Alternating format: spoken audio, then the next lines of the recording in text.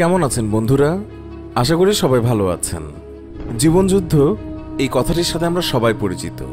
সাধারণত আমরা মানুষের জন্য এই কথাটি ব্যবহার করে থাকি, কিন্তু কখনো কি ভেবেছেন পশু পাখিদের জীবনেও রয়েছে জীবনযুদ্ধ?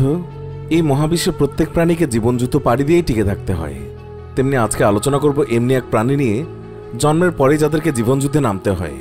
বার্নাকল হাঁস শৈশব থেকেই দুঃসাহসী হয়ে ওঠার গল্প। বার্নাকল ভূমি থেকে প্রায় 400 মিটার উপরে এদের বাস। মূলত এত উপরে বাসা বাঁধার প্রধান কারণ হল শিকারী প্রাণী থেকে ডিমগুলোকে রক্ষা করা। পরিযায়ী পাখি হওয়ায় শুধুমাত্র বংশবৃদ্ধির জন্যই এরা পূর্ব গ্রিনল্যান্ডের পাহাড়ের চূড়ায় আশ্রয় নেয়। গ্রীষ্মের সময়টায় এরা বাসা বাঁধে এবং ডিম পাড়ে বেশি, কারণ শীতকালে এরা স্কটল্যান্ড এবং আয়ারল্যান্ডে পাড়ি জমায়। সেখানে উড়ে বেড়ায় এবং পানিতে সময় কাটায়। জন্মের পরপরই এদেরকে কঠিন জীবনযুদ্ধের মুখোমুখি হতে হয়।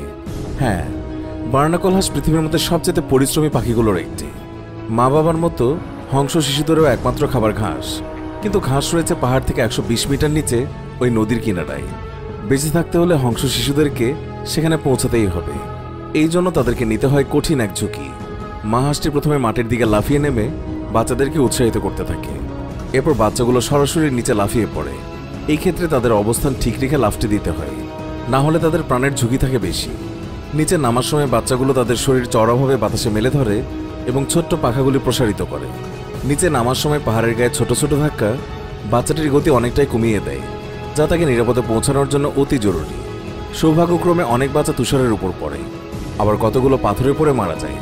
যদি খারাপভাবে পড়ে তবে মারা যাওয়ার সম্ভাবনা প্রবল, কিন্তু ভালোভাবে পড়লে বেঁচে থাকার সম্ভাবনা রয়েছে। আর মাটিতে পড়ার পর প্রথম স্পর্শটা যদি পেট হয় তবে কোনো ঝুঁকি নেই, কিন্তু মাথা হলে হতে পারে মহাবিপদ।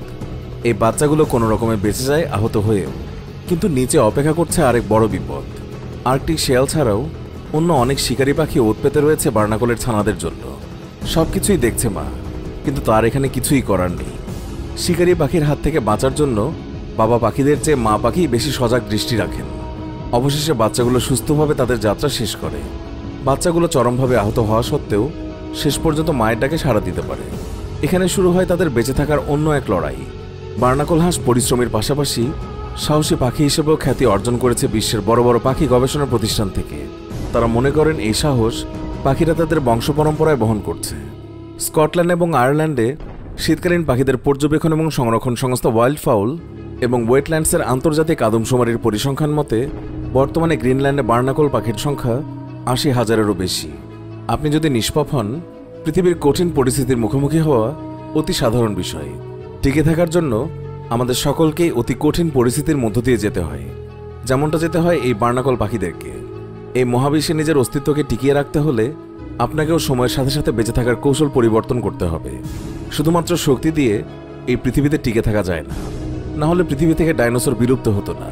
আজ মানবজাতির টিকে থাকা হুমকির মুখে করোনা ভাইরাসের কারণে।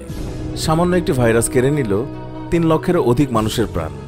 এত এত সামরিক শক্তি, এত এত পারমাণবিক বোমা, কোনো কিছুই আটকাতে পারল না এই অদৃশ্য ভাইরাসকে। তাই আজ টিকে থাকতে আপনাকে বাসায় অবস্থান করতে হবে, না হলে হারিয়ে যেতে হবে অন্যান্য বিলুপ্ত প্রাণীদের মতো। প্রিয় দর্শক, এই ছিল আমাদের আজকের ভিডিও। আশা করছি আমাদের এই ভিডিওটি আপনাদের অনেক ভালো লেগেছে। ভিডিওটি ভালো লেগে থাকলে অবশ্যই একটি লাইক দিন এবং অনেক অনেক শেয়ার করুন। আর এখনও যদি আমাদের চ্যানেলটি সাবস্ক্রাইব না করে থাকেন তাহলে এক্ষুনি সাবস্ক্রাইব করে পাশে থাকা বেল আইকনটিতে ক্লিক করুন। এতে করে আমাদের নতুন ভিডিও নোটিফিকেশন সবার আগে পৌঁছে যাবে আপনার কাছে।